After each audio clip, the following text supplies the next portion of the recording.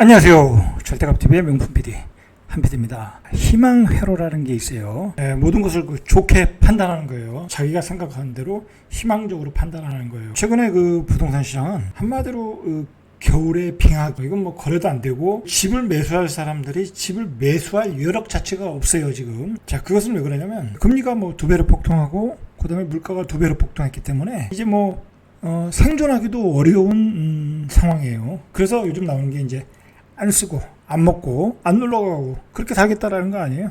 상황이 얼마나 극단적이면 그런 이야기까지 나오고 있는 거예요. 자, 그런 상황이기 때문에 지금은 희망 회로를 돌리면 안 돼요. 가끔 이제 유튜브를 보거나 아니면 그 상승론자들이 하는 말이 조정은 짧다, 인플레이션이 해결되고 우크라이나 전쟁이 끝나면은 바로 회복된다. 자, 그런 이야기를 하고 있어요. 자, 그러면서 조정은 짧고 반등은 높다라고 이야기를 해요. 심지어는 그 유명하신 분 있잖아요. 그 점쟁이 같이 그 얘기하시는 분. 자, 그분이 2022년도에 서울 수도권의 부동산 시장은 2019년도와 같다. 그 얘기는 뭐예요? 2019년도에 잠시 그 주춤하다가 2020년도에 폭등했잖아요. 올해 조정을 받고 내년에 다시 폭등한다. 그 얘기를 하고 있는 거예요. 자, 그거 말도 안 되는 얘기죠. 그 양반은 올해 폭등한다고 그랬어요. 근데 올해 폭등 안 하니까 이제 그렇게 얘기를 또 하더라고요. 그런 희망회로는 지금 굉장히 문제가 있다. 그렇게 생각하시면 돼요. 자, 이제 그런 근거의 원인이 뭐냐면 경기가 너무 안 좋으니까 연말 정도 가면 인플레이션이 잡히면 그때부터 금리 인하를 또 시작한다. 자, 그러나 이제 금리 인하를 하더라도 예를 들어서 예전과 같이 그렇게 못해요. 저금리 시대로 갈 수가 없어요. 그래서 다시 부동산 시장에 화랑이 온다고 하는데, 그래서 저가에 지금 급매물이 나오는 매물들을 잡아야 된다. 이제 소위 이 상승론자들이 이야기하는 그 희망회로죠. 자, 그런 희망회로에 문제가 있다라는 걸 제가 말씀드리는 거예요. 왜 그러냐면 제가 누누이 얘기하지만은 이제 하락의 시작이다. 이제 최소한 3년 이상은 하락이다. 자, 그리고 제가 누누이 얘기하지만 2023년도부터 지금까지 하락하지 않은 그 강남 부동산이 폭락이 시작된다고 제가 말씀을 드렸잖아요. 자, 그 폭락의 근거는 여러 가지 얘기했어요. 이제 정부의 규제로 인해서 그 똘똘한 한 채라는 게 점점 그 트렌드가 옛날의 트렌드로 바뀌어가고 있다라는 거예요. 굳이 똘똘한 한 채로 갈 필요가 없다라는 거야. 그리고 예전에 똘똘한 한 채를 사람들이 원했던 것은 그 똘똘한 한 채가 계속 올라가기 때문에 계속 한 채를 다 정리하고 한 채로 샀던 거예요. 자, 그러나 지금은 이제 강남도 떨어지잖아요. 가격적인 부담이 왔잖아요. 그리고 이제 하락 추세로 돌았잖아요. 똘똘한 한 채는 유행이 사라졌기 때문에 힘을 잃었다라고 보시면 될 것 같아요. 요즘 그 부동산 단톡방에서 회자됐던 건데, 대구 부동산의 그 주상복합, 중구에 있는 주상복합, 뭐 경남 센트로베일인가요? 자, 그런 건데, 그게 이제 7월달에 입주를 하는 아파트예요.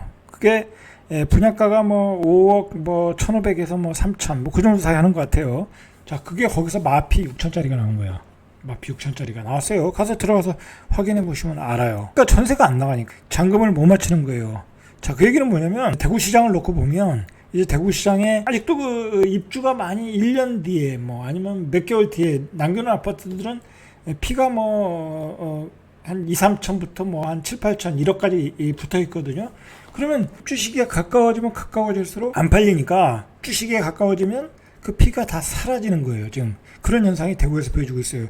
그러니까 대구에서 그 실수요자들은 아파트를 사실 때 돈 딱 준비하고 가지고 계시다가 입주하는 아파트 마이너스 피해 사시면 되는 거예요. 이제 대구는 그런 시장이 돼버렸어요. 자, 그리고 예를 들어서 지금 강남의 압구정동 현대아파트도 한 3억이 떨어졌잖아요. 이제 계속 떨어질 거예요, 결국. 그 다음에 아파트도 한 1억씩 떨어지고 있다고. 1억 떨어지면 그 다음 호가는 그보다 더 낮게 나오고, 그런 식으로 계단식으로 하락을 하고 있다라는 거. 강북은 거래가 안 되고, 노도강은 금매만 간신히 거래가 되고, 자, 그런 상황.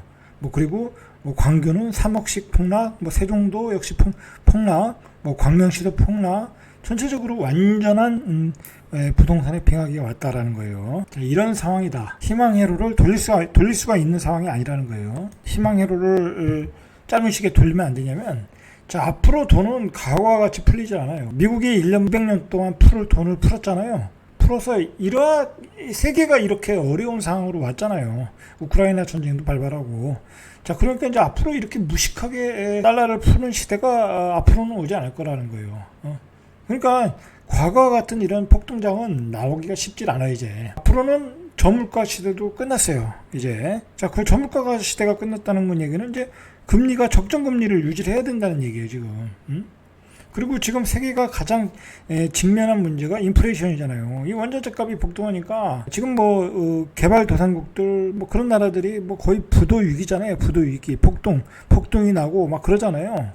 자, 그런 상황이기 때문에 인플레이션을 꼭 잡아야 된다. 금리는 적정 금리를 유지해야 된다라는 거예요. 세계의 어떤 생태계, 금융 환경이 다 바뀌어 버렸어요. 과거가 올 수가 없는 거야.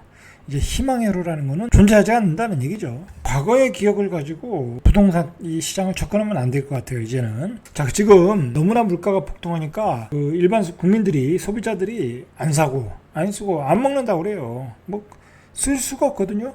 지금 금리가 2배 폭등했으니까 이자로 2배 나갈 것이고, 물가가 2배 폭등했으니까 씀씀이가 2배로 늘어났을 거고, 소득은 똑같고, 도저히 쓸 수가 없죠. 자, 이런 상황이 중요한 거는 단기간에 끝날 문제. 지금 주식시장이 지금 반등을 하고 있지만은 항상 그래요. 이게 주식시장이 악재를 만나서 크게 빠지면은 한번 바운딩을 줘요. 어떤 랠리를 준단 말이야. 근데 그 랠리가 끝나면은 쉽게 말해서 이제 역실적 장사가 되는 거야. 이런 금융 환경이면 기업들의 실적은 앞으로 당연히 안 좋아질 거거든요. 그러면 그냥 떨어지는 거야. 계속 이제 주식시장도 떨어지는 거고. 내년에 어떤 경기 침체는 더욱 심화될 것이고, 주식시장도 더욱 떨어질 것이고, 당연히 이제 집 살 수 있는 그 구매력도 떨어지는 거고, 그렇게 보셔야 돼요.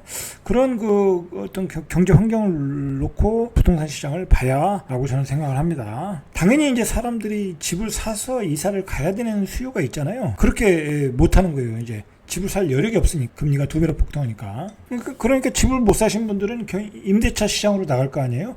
자, 그래서 상반기에 임대차 계약건이 46만 건을 돌파했다고. 올해 1월부터 임대차 전월세 계약 건수가 신고된 게 46만 4천 건 정도. 지난해 기준으로 보니까 31%가 증가했다라는 거야. 결국은 이제 31%가 집을 사서 옮겼어야 되는데 집을 못 샀다는 거예요. 임대차 시장에 계약 건수가 늘어났다라는 거예요. 자, 이게 무슨 문제가 있냐면, 이 중에 임대차 거래량 중에 전세 거래량의 경우가 올해 상반기 21만 8,620건이고, 작년 같은 기간의 거래량과 비교해서 11.6% 월세 증가폭이 전세보다 훨씬 가파랐다는 거예요.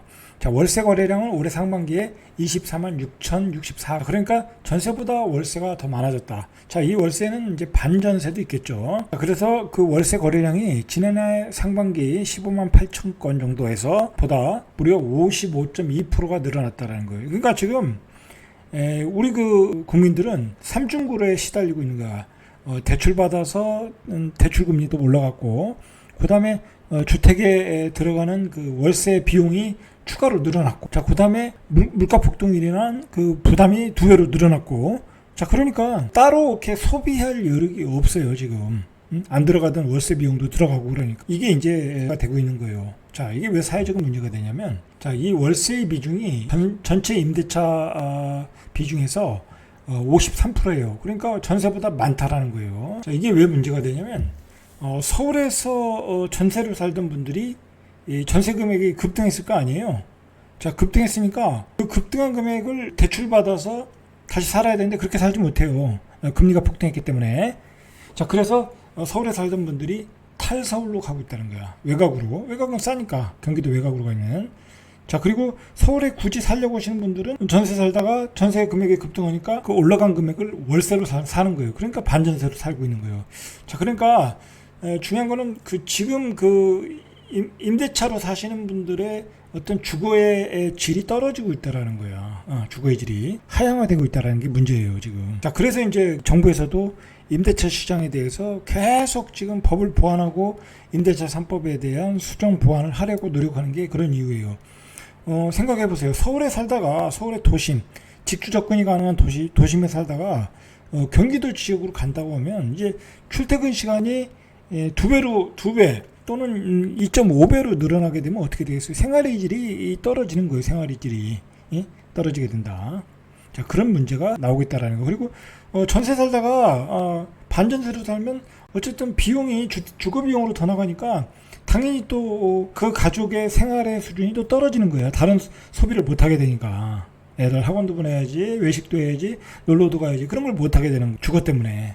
자, 그러니까 이게 정부가 빨리 대책을 좀 마련해야 될 것 같아요. 이 주거의 질이 떨어지는 부분을 어느 정도 균형점을 맞출 수 있도록 임대차 보호 3법을 통해서 임대차 시장을 안정화시키든지 아니면 다른 보완하는 법들이 나와서 그 임대주택들이 싼 임대주택들이 활성화될 수 있도록 정부가 빨리 해야 될 것 같아요. 이게 굉장히 중요한 문제가. 자, 올해 서울 지역에서 경기도 지역으로 인구 이동은 1월에 한 5,108명, 2월에 3,526명, 3월에 4,400명, 5월에 4,682명.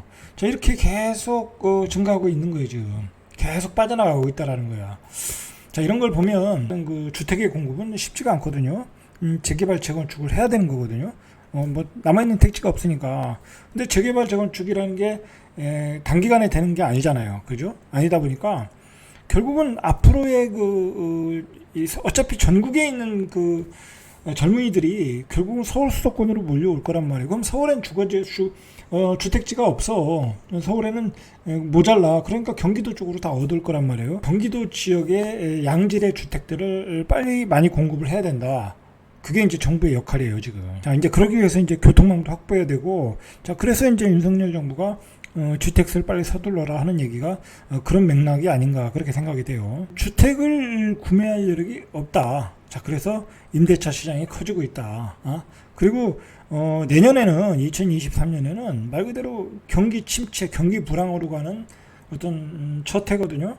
자, 그러면 이제 지금부터 기업 실적이 안 좋으면 이제 감원 들어가고 인력 구조, 인력 단축하고, 자, 그렇게 되면 내 직장 자체도 불안한 시대가 되고 있어요. 그런 상황에서 임대차 비용은 올라가는데 외곽으로 밀려나서 어떤 전세 난민으로 살아야 되고, 자, 지금은 생존을 또 먼저 생각하는 시기, 아주 어려운 시기다. 자, 이 어려운 시기에 여러분들은 이 상황을 인식을 해야 돼. 인식을 하고 대비를 하셔야 돼. 그래서 방법이 없어요. 아끼고 줄여서 대출을 갚아나가는 수밖에 없어요. 그리고 대출을 많이 받으신 분들은 그래서 자기 집을 지켜나가는 수밖에 없어. 뭐 그렇다고 금매로 날릴 수 없다고 하면 자기의 직장에서 일을 열심히 하는 수밖에 없는 거예요. 안 잘리려면. 그런 식으로 지금 앞으로는 대비를 하셔야 된다. 절대값 TV의 명품 PD 한 PD였습니다.